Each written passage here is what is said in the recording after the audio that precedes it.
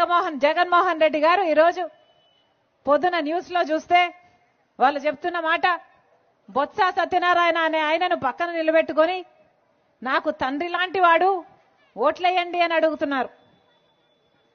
మీ సమక్షంలో అడుగుతున్నాం. బొత్స సత్యనారాయణ గారు జగన్మోహన్ రెడ్డి గారికి తండ్రి సమానులట.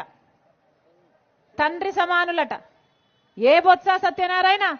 ఇదే బొత్స గారు అసెంబ్లీలో నిలబడి నిండు వేదిక మీద ఆన్ రికార్డ్ రాజశేఖర రెడ్డి గారిని తిట్టిపోసిన బొత్స సత్యనారాయణ గారు ఈరోజు జగన్మోహన్ రెడ్డి గారికి తండ్రి లాంటి వాడట.